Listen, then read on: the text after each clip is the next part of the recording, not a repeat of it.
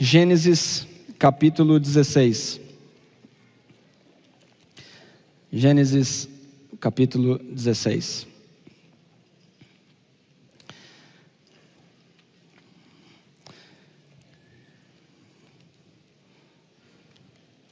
Vamos orar.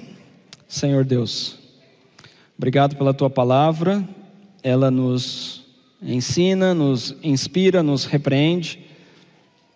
E nesse momento, Senhor, pedimos que o Teu Espírito abra os nossos olhos para enxergarmos, abra nossos ouvidos para ouvirmos a Tua voz e que a Sua palavra transforme a nossa vida, Senhor. Em nome de Jesus, amém. Verso 1. Ora, Sarai, mulher de Abrão, não lhe dava filhos, tendo porém uma serva egípcia, por nome Agar. Esse texto nos apresenta uma mulher que não é mencionada antes na Bíblia. Aqui é mencionada pela primeira vez, Agar.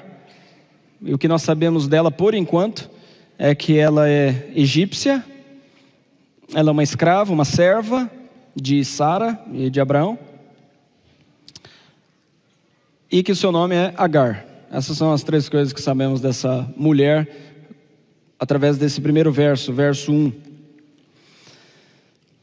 Com a história de Agar nessa manhã, meu desejo aqui, das muitas lições que nós vamos encontrar e extrair do texto, que pelo menos uma delas seja relevante para você, pelo menos uma delas. Bom, onde foi que Abraão e Sara encontraram essa escrava? Lembrem-se que Abraão e Sara, eles saem de sua terra, que hoje pertence ao Iraque, e viajaram para a terra de Israel, para Canaã. E onde foi que eles encontraram essa egípcia? Se voltarmos para Gênesis, no capítulo 12, no verso 16, a Bíblia diz assim: Este, por causa dela, tratou bem a Abrão, o qual veio a ter ovelhas, bois, jumentos, escravos e escravas, jumentas e camelos. Você se lembra da história? Abraão e Sara estavam em Canaã, mas eles começaram a passar fome.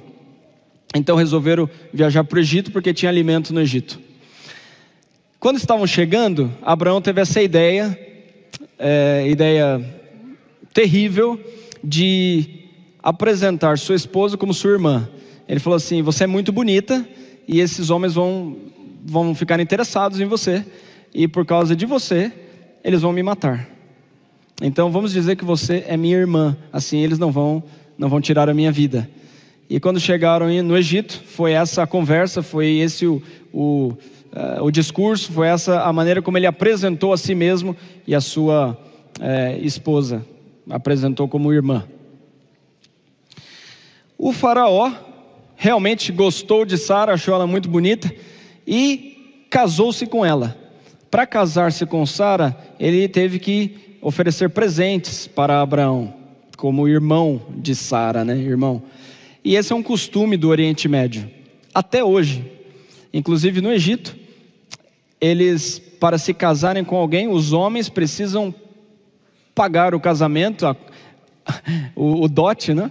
E eles fazem isso com muitas joias. Então eles têm que dar muita joia, muito ouro, anéis, brincos, colares de ouro, para poder se casar com aquela moça. Então ele visita a família, e para impressionar, ele dá muito ouro para aquela família, para o pai da moça, e assim consegue a aprovação para casar com ela.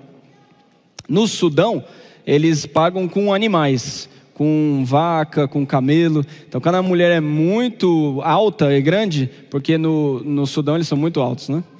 Então, quanto mais alta a mulher, mais vacas tem que ser paga para aquela mulher, mais camelo. Então essa é a prática que eles têm até hoje.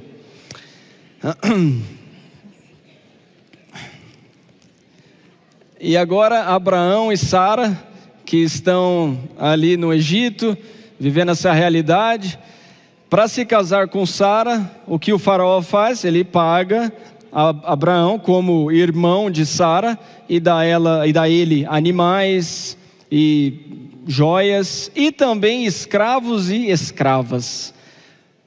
Muito provavelmente foi nesse momento que Agar foi entregue a Abraão e Sara como escrava. Bom, Deus começa a mandar algumas pragas ali para o Egito, para Faraó, porque ele está se casando com uma mulher que é casada. E ele descobre e fica muito irritado com Abraão e manda eles embora. Saiam daqui. E eles vão embora. E levam com eles servos e servas e muito provavelmente a jovem Agar. Assim que Agar se torna escrava, serva de Abraão e Sara. E aqui está a primeira referência que eu quero fazer, a história de Agar. Você pode me ajudar, por gentileza? Não está passando. Obrigado. Agar é arrancada de casa. Ela não se une a Abraão e Sara voluntariamente. Não foi uma escolha dela. Sim, quero me mudar, sair de minha casa, de minha família, e quero morar com esses dois estranhos para o resto da minha vida como escrava. Obviamente que essa não foi uma decisão dela. Ela não teve escolha. Ela foi arrancada de sua casa. Eu não sei se tem alguém aqui ou assistindo pela internet que tenha sido arrancado de seu contexto, arrancado de sua família, arrancado de algum outro contexto familiar, de trabalho. Agar foi arrancada. E no verso 2 diz que, tendo essa serva por nome Agar, Sarai disse a Abrão, verso 2: eis que o Senhor me tem impedido de dar à luz filhos. Toma, pois, a minha serva, e assim me edificarei com filhos por meio dela. E Abrão anuiu ao conselho de Sarai. Então Sarai, mulher de Abrão, tomou a Agar, egípcia, sua serva, e deu-a por mulher a Abrão, seu marido, depois de ter ele habitado por 10 anos na terra de Canaã. Agora, Sara, que queria muito ter um filho, e mais uma vez aqui um contexto, por favor, você pode me ajudar a passar? Contexto do Oriente Médio, não ter filho era uma vergonha, né, para uma mulher. A verdade é que a mulher, até hoje, no Egito, ela encontra a sua identidade como pessoa, como mulher, quando ela tem filhos. Uma família, um casal, quando eles se casam no Egito, é esperado que depois de 1, 2, 3 meses no máximo, eles anunciem que estão esperando um bebezinho. Senão a família começa a pressionar bastante por eles não terem, por ela não estar grávida ainda. E Sara já é uma idosa, sem filhos. Deus prometeu que eles iam ter filhos, seriam pais de uma grande nação, mas até agora nada, e muitos anos se passaram. Eles já estavam na terra de Canaã por mais de 10 anos vivendo ali, e sem o filho da promessa. E nesse momento Sara, ela resolve tomar a situação em suas mãos, o controle dela, e resolver de outra maneira. Você já tentou fazer isso em algum momento na sua vida? Você sabe que tem que deixar Deus guiar, mas você não tem paciência para esperar. E aí você pensa assim: deixa eu resolver isso aqui de uma maneira que eu sei como fazer, vai dar certo. Imagine que você está dirigindo um carro, e a sua vida é esse carro, e você decide que você vai deixar Jesus dirigir a sua vida. Então você deixa Jesus sentar no banco ali do motorista, e ele começa a dirigir. E qual é o melhor lugar para você sentar no carro quando Jesus está dirigindo? Bom, aí você senta no banco do lado, no passageiro. E aí Jesus está dirigindo ali sua vida, mas você acha que ele está indo muito devagar. Então você estica seu pé ali e tenta pisar no acelerador. Jesus, vamos um pouquinho mais rápido aqui? Está demorando um pouquinho para acontecer aquilo ali que a gente já conversou, que eu estou esperando. Que foi o que Sara fez, né? E talvez nós diríamos, é compreensível, porque eles já estão esperando por essa promessa há muitos anos. E ela põe o pé no acelerador. Ou às vezes Jesus está indo muito rápido com os acontecimentos na sua vida, e você quer que ele vá um pouquinho mais devagar. Então você tenta pisar no freio. Não dá certo sentar ali no banco do lado. Então você vai para o banco de trás. Só que no banco de trás você não alcança o pedal, mas você ainda alcança o volante. E aí Jesus está indo para a direita, mas você sabe que para a direita a estrada não é boa. Jesus, que tal pegar a esquerda? E aí você tenta pôr a sua mão ali e virar para a esquerda. Não dá certo também no banco de trás. Sabe qual é o melhor lugar para eu e você sentarmos quando Jesus está no banco do motorista? É no porta-mala. O melhor lugar é ficar bem distante mesmo e deixar Jesus guiar. Deixa ele guiar. Vai lá para o porta-mala, fica tranquilo, que vai dar tudo certo. E Sara, ela vem com essa ideia para Abraão, que era um costume da época, de oferecer a serva para o seu esposo, e o bebê que essa serva vai ter, na verdade ele vai ser filho da senhora, da esposa, e não da serva. E assim ela acredita que vai resolver o problema dela. A verdade é que Agar, passamos um pouco, isso, perdão. Agar é explorada. Agar foi arrancada de casa, agora Agar, ela é explorada. Não teve consentimento aqui, queridos. Não teve um momento em que Agar pôde dar a opinião dela, dizer assim, sim, eu quero realmente me deitar com um senhor de 86 anos, perdão. Um senhor de 86 anos e quero ter filhos com ele. Não. A verdade é que Agar aqui foi explorada. Uma palavra dura, forte, eu poderia até dizer violentada. Espero que você não fique chocado com isso, porque eu sei que você tem um carinho especial por Abraão. Mas talvez as milhares de pessoas que estão aqui e assistindo pela internet, talvez tenha pelo menos uma pessoa que já foi explorada, talvez até violentado, explorado, violentado fisicamente, sexualmente, emocionalmente, financeiramente, tantas formas, né, de sermos explorados, violentados.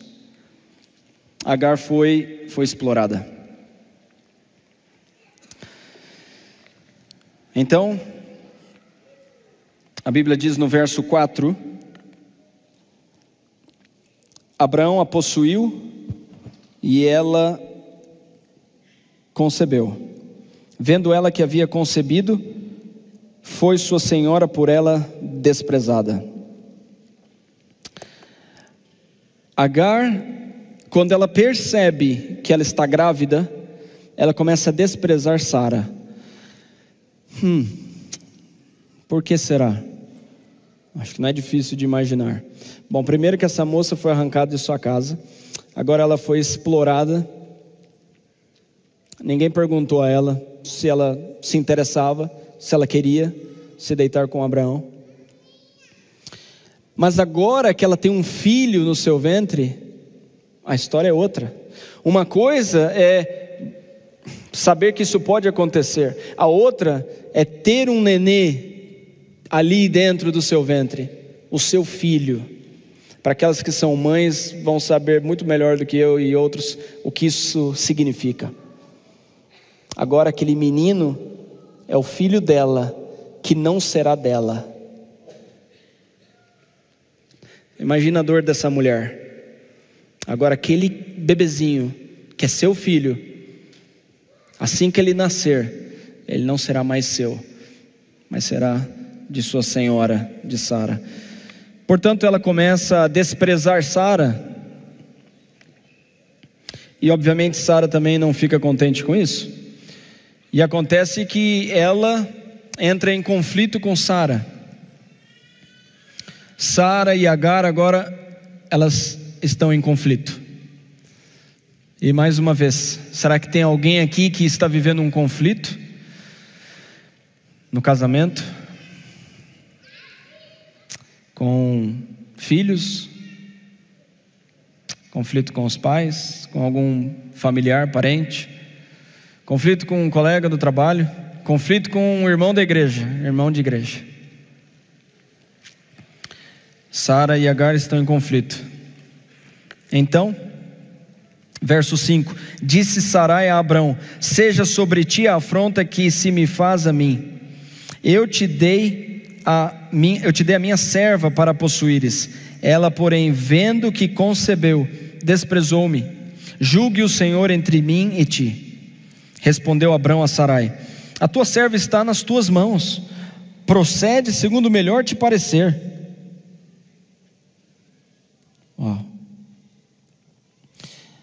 Ela foi reclamar com Abraão, e a resposta de Abraão é assim: ela é tua escrava, ela é tua serva, faz com ela o que você quiser.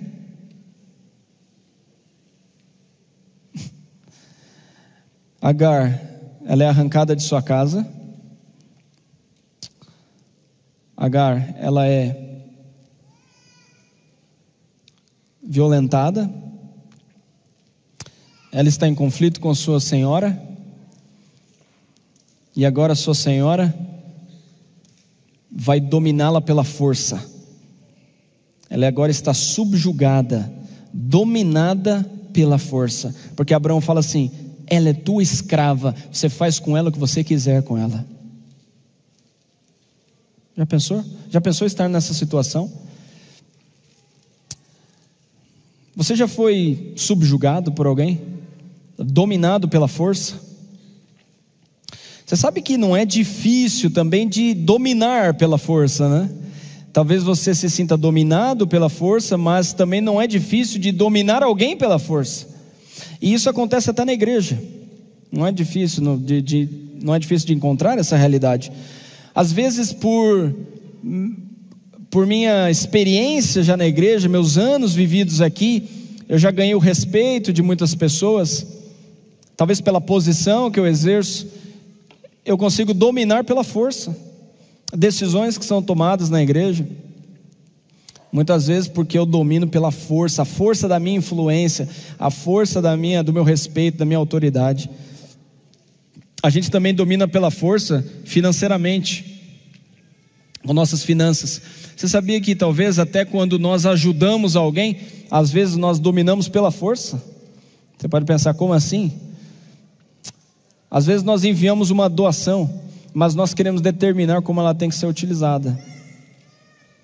E nós achamos que, pensando por exemplo numa realidade lá do campo missionário, vou dar um exemplo que é mais próximo da minha realidade. Seja ali no Oriente Médio, seja na África, nós pensamos que nós sabemos o que eles precisam. E aí eu envio um recurso e eu quero que ele seja usado dessa maneira. Mas eu não sei, eu não conheço, eu que estou aqui, não sei qual é a realidade deles lá, o que eles realmente precisam. E a gente acaba dominando pela força. Outra coisa que fazemos é quando nós vamos como missionários para outras terras e achamos que as pessoas de lá têm que viver o evangelho que é vivido aqui no Brasil. E nós nos esquecemos de que Deus está trabalhando com os povos de todos os lugares desse mundo. Nós temos um termo que é, eu diria até perigoso. Nós dizemos assim, territórios ainda não alcançados. Como assim não alcançados? Como assim? Quer dizer que o Espírito Santo não chegou lá ainda? É porque eles não vivem o evangelho do jeito que eu vivo aqui em Curitiba, que essa terra não foi alcançada ainda? Como assim? Quer dizer que a pregação do evangelho depende agora do missionário? Ou ela depende do Espírito Santo? Regiões não alcançadas. Quer dizer então que Deus não está lá presente. Ele não tem o seu povo lá, não tem os seus. Obviamente que Ele tem. Temos que ser cuidadosos, porque às vezes nós dominamos pela força. Nós chegamos num território, num lugar, e queremos que as pessoas vivam, se vistam, cantem as músicas do jeito que a gente faz aqui no Brasil. E isso é dominar pela força, é subjugar alguém. E tem tantas outras formas de subjugar uma pessoa e dominar pela força, e você sabe do que eu estou falando. Então a Bíblia diz no final do verso 6: Sarai humilhou-a e ela fugiu de sua presença. Tendo achado o anjo do Senhor junto a uma fonte de água no deserto, junto à fonte no caminho de Sur, disse-lhe Agar, serva de Sarai: de onde vens e para onde vais? Olha só que coisa interessante. Agar agora, já arrancada de sua casa, explorada, em conflito com Sara, subjugada, dominada pela força, ela não aguenta mais, ela foge, e ela foge para o deserto, e me parece que ela está voltando para casa, para o Egito, porque ela para numa região que diz que é a região de Sur, e esse território é onde hoje está a península do Sinai, que pertence ao Egito, e que pertencia na época também ao Egito. Então me parece que ela está voltando para casa, voltando para o Egito. Ela para no meio do caminho, junto a uma fonte de águas, está com sede, obviamente, no deserto. E a Bíblia diz que o anjo do Senhor apareceu a ela. E eu pergunto a vocês, quem é o anjo do Senhor? Quando a Bíblia fala, o anjo do Senhor, de quem a Bíblia está se referindo? Jesus. Jesus não tinha esse nome na época, ele ganha esse nome depois, quando o anjo vem falar com Maria, mas ele tem muitos outros nomes no Antigo Testamento, e um deles é o anjo do Senhor.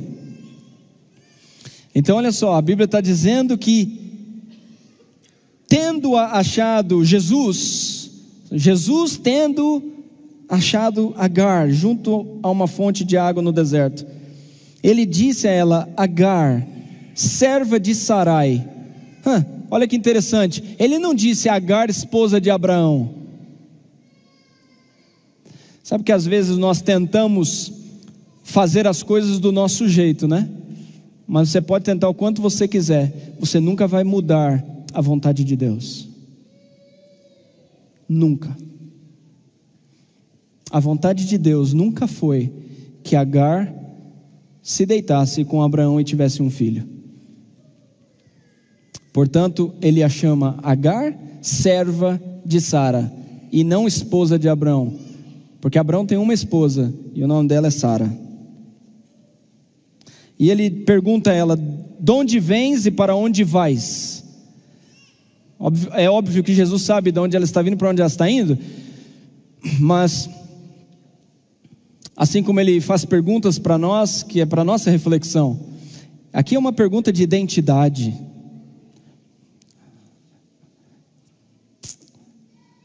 A quem você pertence, ou de que povo você pertence, de onde você vem, para onde você está indo. Você sabe que tem se tornado um pouquinho difícil para o meu filho, e vai se tornar difícil para ele responder esse tipo de pergunta, né, daqui a uns anos.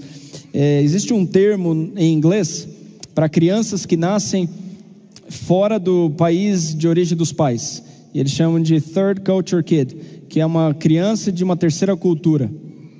porque ele nasceu no Egito, está crescendo no Líbano, os pais são brasileiros. Mas o Levi, meu filho mais velho, não é egípcio, ele não tem a cultura egípcia, mas começa a adquirir parte da cultura libanesa, mas ele também não tem 100% da cultura brasileira presente na vida dele, porque ele nunca morou no Brasil, mas ele tem pais brasileiros, que vai absorvendo a cultura dos pais, claro.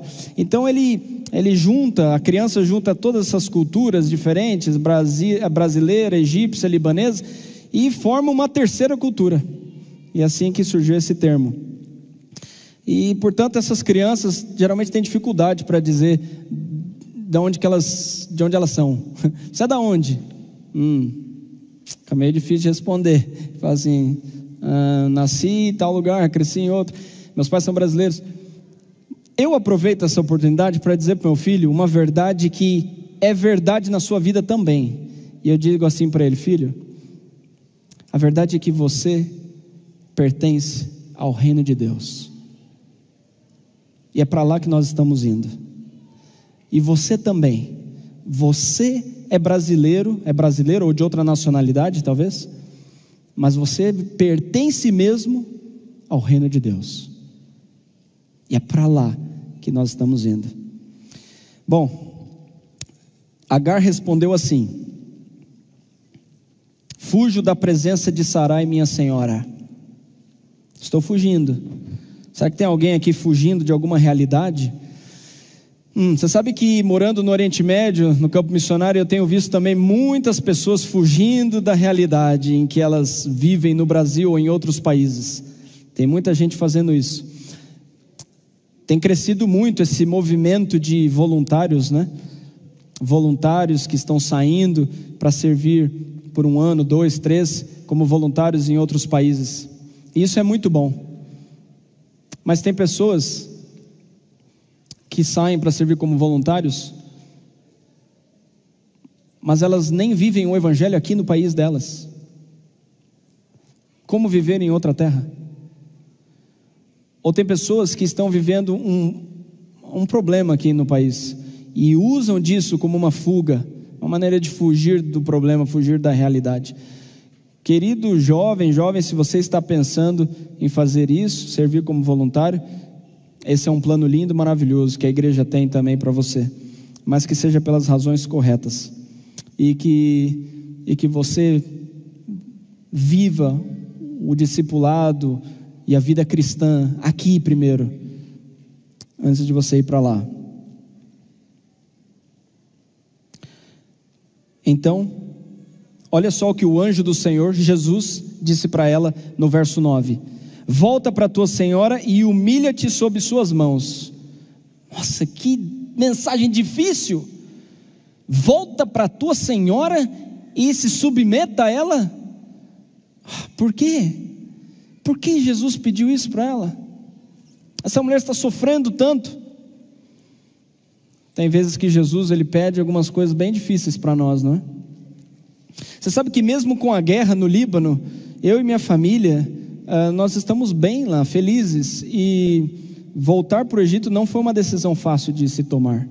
Quando o chamado chegou, as conversas na verdade aconteceram, foi uma decisão muito difícil para nós, e muitas vezes eu perguntei para Deus: por que, Senhor?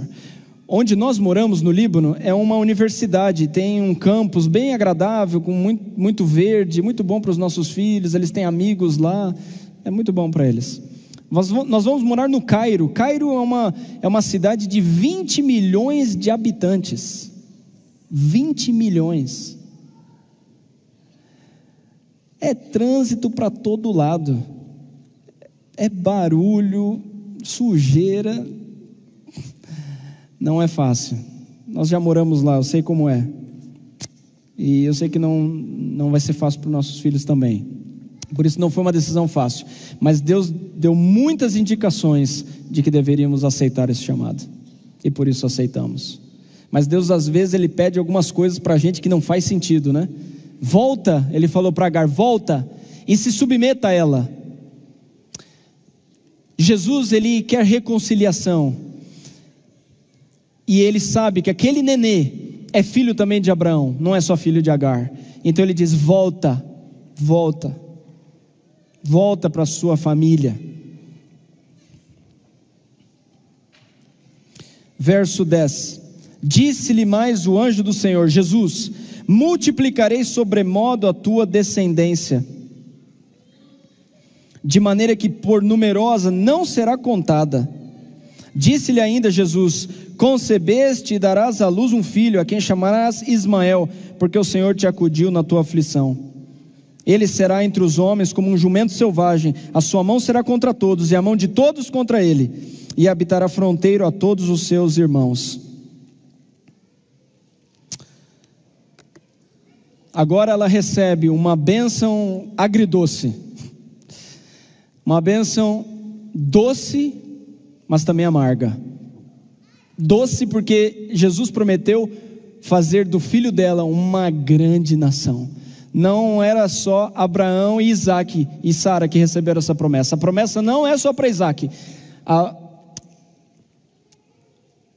Aquele menino, Ismael, também recebe essa bênção.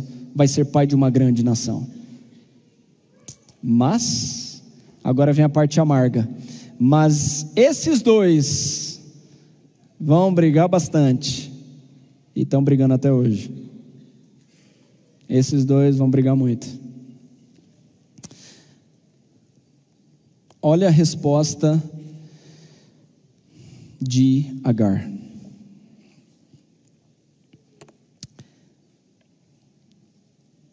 Então, verso 13, estamos chegando ao fim.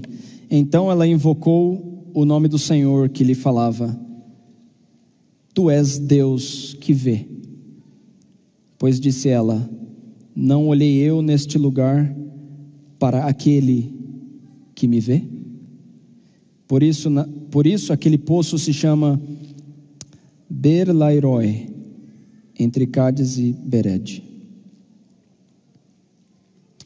Agar se torna a primeira pessoa na Bíblia a nomear a Deus, a dar a Deus um nome. A primeira pessoa na Bíblia.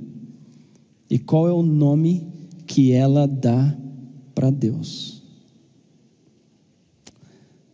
O nome que ela dá para Deus é aquele que me vê. Olha só.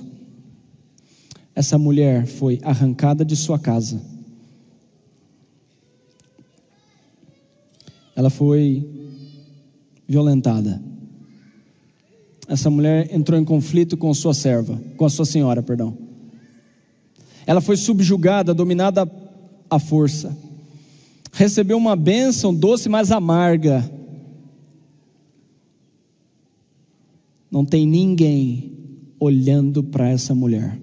Faraó apenas a entregou como escrava, arrancou ela de sua família, de sua casa e entregou. Está aqui, ó, Abraão, uma serva para você, uma escrava. O faraó não a viu, não deu nenhuma atenção para ela. Sara não está vendo essa mulher.